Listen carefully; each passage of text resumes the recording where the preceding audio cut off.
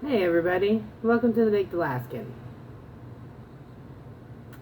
MS Monday, otherwise known as the day after Father's Day, this week. And because of that, I got the idea to talk about something a little personal, but something that I think a lot of us go through after we're diagnosed with MS or chronic illness. And that's the loss of friends, because they just can't handle it or they just fade out of the picture for whatever reason. Um, and or maybe there weren't that many to begin with, and the few that you do lose are the critical ones. But the point is that it happens, and it happens to everyone, and you're not alone.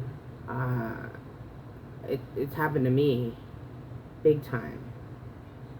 And I've had to make a lot of changes in my thinking because of it.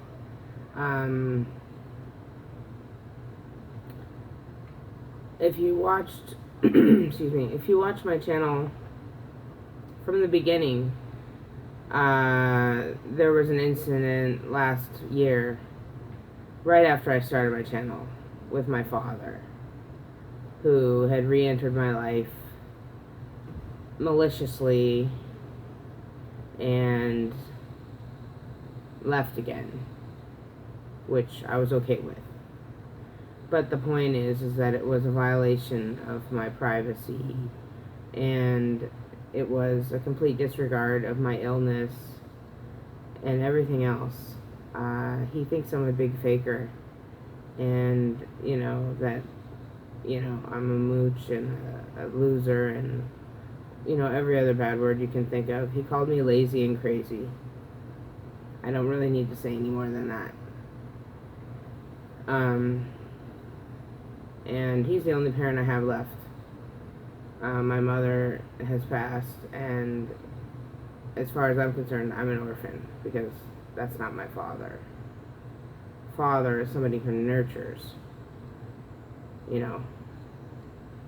just was a participant in an act that made me. But we're getting off the subject, or sideways on the subject. I wanted to talk about ways that we can stay connected and reconnect with people after we've been disconnected from. Because this is the point in my life that I'm at. I've been abandoned by 95% of my friends. And my father. And my brother. And, it's a sad, sad, sad story. So what? But the point is that I'm not going to sit here and be like, what can I do to get it back? Because I don't want it back. It was never perfect. It was never like other people's relationships were. Some of these relationships can be toxic.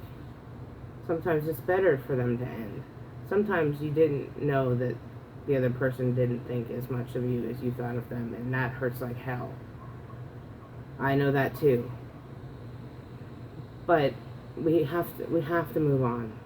We can't stay wrapped up in this thought that nobody wants to be our friend, because we're not giving ourselves a chance. And when you get to be my age, your age maybe, it's hard to make friends, especially when you don't work. You don't go out in the world much. You're in doctor's offices. You're not meeting people in doctor's offices. And so I have this list here, and I want the first thing to be the point of this list is that making friends, is really the family that you choose. And the people that you're born to, you can love them and be friends with them too. I'm not saying don't do that.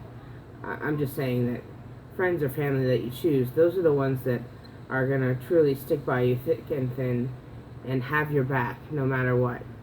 And that's a true friend. And making those friends is so hard. So hard.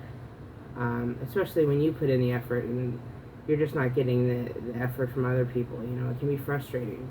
So just put yourself out there and, you know that what you get back is what you put out. So sites like meetup.com, Friendster, I think, something like that, are really good ways to find like-minded people. Community classes, those are excellent. The public libraries usually have a list of those. If you're religious, church organizational kind of like helping them organize picnics and that kind of thing, or activities. Pride organizations, if you're of that persuasion. Support groups like Overeaters Anonymous and Alcoholics Anonymous, if you have issues with food or alcohol. There's many support groups for many things, including MS, which, MS Society in your area should have plenty of support group information. And that is something that I have not done and still resist, but it's coming someday. I tell myself that. And, your in-laws. They're a great resource. They want to be your friend too. They don't want a stranger in the family, So put some effort out there with your parent or your spouse's or your boyfriend or girlfriend's family, and get closer. And then for days like, for me, Father's Day is the sore spot, and I am like,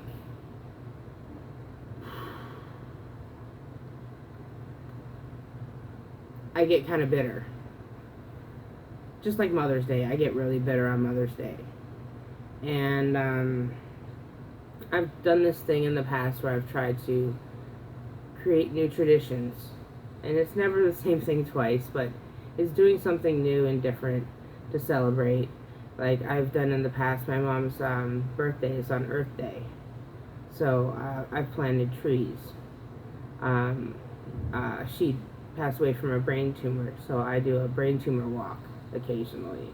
Well, I did it once. And